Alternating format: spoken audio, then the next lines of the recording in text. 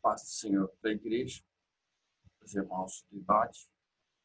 Vamos aqui dar continuidade ao livro de teologia ainda, na unidade 1, capítulo 3, e a parte 2, ou a lição 2. O tema dessa parte desse capítulo, que é o 3.3, as muitas formas de chamado para o ministério. Na verdade, toda a continuidade, nós falamos um pouco do chamado na voz de Deus, falamos sobre Isaías, falamos do chamado de Jesus quando ele convidou os discípulos, né? É um chamado. Deus tem chamado a todos os povos. E aqui no 3.3.4 vai tratar do exemplo de homens de Deus, ainda dentro da temática formas de chamada para o ministério. Moisés, seu servo, é morto. Levanta-te, pois agora passa a este Jordão, tu e todo este povo, à terra que eu dou aos filhos de Israel. Todo lugar que pisar a planta do vosso pé, vou-lo tenho dado, como eu disse a Moisés. Josué 1, capítulo 1, versículo 2 e 3, Deus falando com Josué a respeito do chamado que ele já tinha determinado sobre a vida de Moisés. E aí na sucessão, a responsabilidade vem sobre a vida de Josué em continuar, né, em conduzir o povo, continuar conduzindo o povo. Então, o chamado de Deus, ele nos observa, Deus observa o nosso comportamento, Deus observa o comportamento da igreja, principalmente dos obreiros, como ser de sal, como homens de serviço, em prol da obra, em prol da igreja, ok? Tratando desse mesmo tema, agora no 3.3.5, vai falar da necessidade urgente do povo. E dentro da necessidade do povo, Deus ouvindo o clamor do povo, nós vamos tratar de um ponto aí, em cima desse tema, que se trata da crise. Ou seja, Deus vendo a necessidade dentro da crise, dentro da história teológica, né? Dentro das promessas. Então Deus vai levantar Gideão, que agora é um chamado específico, né? Dentro de um ministério, vai chamar Gideão a uma liderança. Ou seja, Deus vê toda a crise, os midianitas tinham cercado Israel, e Deus levanta então, chama Gideão para livrar o povo da mão da opressão, do opressor. E aí Deus levanta Gideão como salvador, como libertador, um chamado como libertador, dentro de uma crise, pisando a crise. Deus chama. Mas Gideão lhe respondeu: ai, Senhor meu, se o Senhor é conosco, por que tudo isto nos sobreveio? E que é feito de todas as maravilhas que nossos pais nos contaram, dizendo: não nos fez o Senhor subir do Egito? Porém, agora o Senhor nos desamparou e nos deu nas mãos dos midianitas. Então, dentro de uma história teológica, né? E ainda desse tema, necessidade urgente do povo, e dentro da crise, vamos ver a capacidade. Deus ele tem critérios.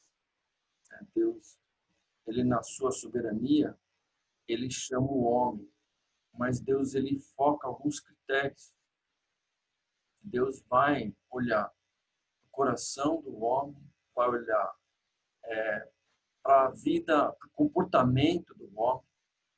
Deus vai olhar para a necessidade do homem. E aqui vamos falar a respeito, vai tratar a respeito de uma capacidade.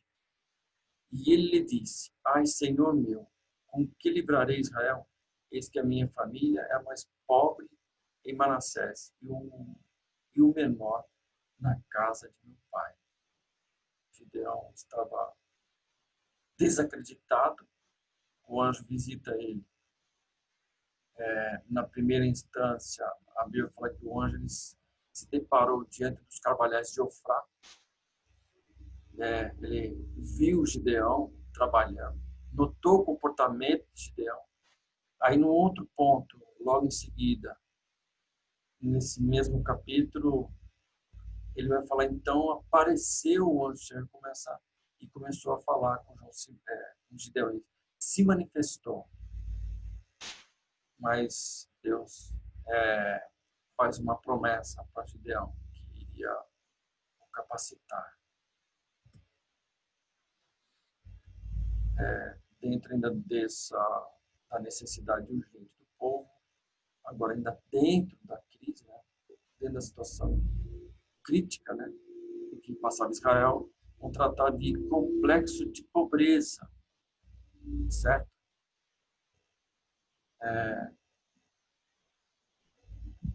E ele lhe disse: Ai, Senhor meu, com que livrarei Israel? Eis que a minha família é a mais pobre em Manassés, e eu, o menor, na casa de meu pai. Aqui ele expressa a respeito da sua inferioridade, né? Da sua fraqueza, da sua incapacidade, da sua miséria no sentido espiritual. E aí o anjo continua falando com Gideão, agora dentro desse contexto complexo de pobreza. Deus iria realmente fazer algo novo na vida de Israel e na vida de Gideão. Necessidade urgente do povo ainda, agora complexo de inferioridade. Complexo de inferioridade é Gideão falando, no texto é o mesmo. Gideão falando que ele era o menor da casa do pai. E aí o Senhor ouve tudo e fala assim, vai nessa tua força, eu serei contigo, ou seja, eu vou te capacitar. E aí os irmãos conhecem a história, Gideão faz prova com Deus, Deus responde, e ele começa a liderar Israel, ser o libertador de Israel. 3.3.6, o reconhecimento da igreja. A igreja tem autonomia, a organização tem autonomia. A liderança, ela tem responsabilidades e tem a sua parte na autonomia, mas a igreja, na sua totalidade, ela responde. É a igreja que aprova ou desaprova, ou melhor, reprova, né? um obreiro. No livro de Atos, no capítulo 13, está escrito assim, Paulo e Barnabé eram homens de Deus, porém, antes de começarem a primeira viagem missionária, a igreja de Antioquia teve de orar, jejuar e ouvir a voz do Espírito Santo, para depois pôr as mãos sobre eles e enviá-los ao campo. Eu evidenciei aqui a respeito da autonomia, da responsabilidade da igreja no corpo, como corpo de Cristo. Não, a igreja, ela tem autonomia para decidir junto com o corpo, ou junto com o corpo de obreiro, aquele que está lá sendo separado para o serviço. Mas antes de tudo isso, a igreja ela precisa ser saudável, ela precisa entender a sua posição, ela precisa entender para que ela foi chamada e se posicionar. Então, a igreja de Antioquia é um exemplo assim, de ensinamento para as igrejas, para a igreja atual, né? Para a igreja como corpo de Cristo. O primeiro ponto é orar, jejuar e ouvir a voz do Espírito Santo de Deus. São 3 pilares aí que competem no sentido de separar o obreiro. Então, a igreja, o obreiro precisa ter realmente a aprovação da igreja. Um obreiro, um líder que não tem comportamento é reprovado.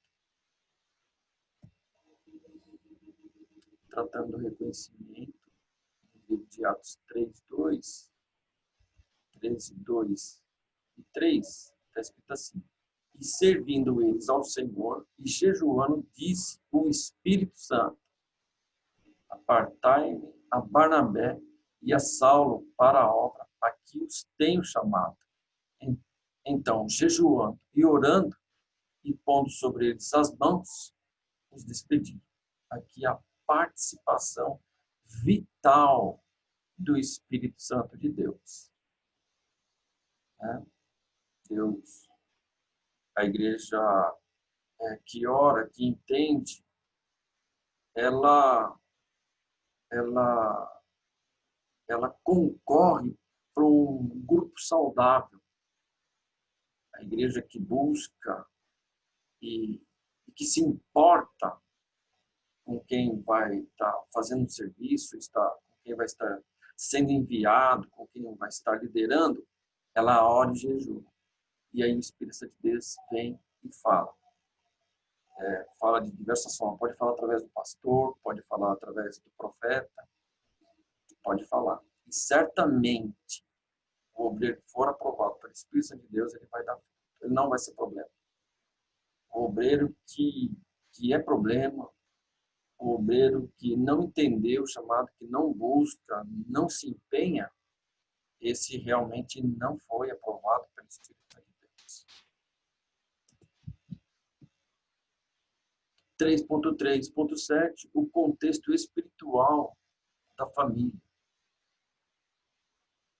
Timóteo, antes de ser pastor, teve uma educação espiritual proveniente de sua avó Loite e sua mãe Eunice. 2 Timóteo 1:5.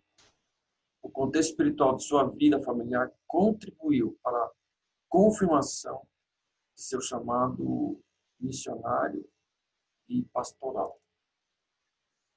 É evidente que Deus tem múltiplas formas de trabalhar. Esse caso, eu entendo que não é um caso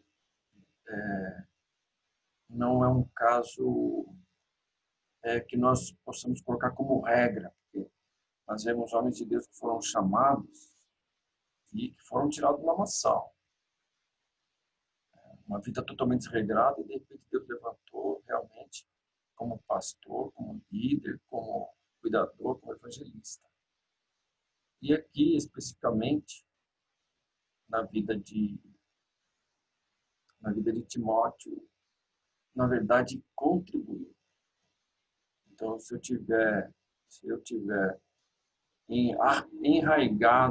enraizado dentro de uma família cristã, de homens de Deus responsáveis, que têm comportamento, certamente eu vou ser influenciado. Então, Timóteo ele foi influenciado na sua avó, Lloyd, e por sua mãe Eunice, né? Então é isso, na nossa parte desse capítulo.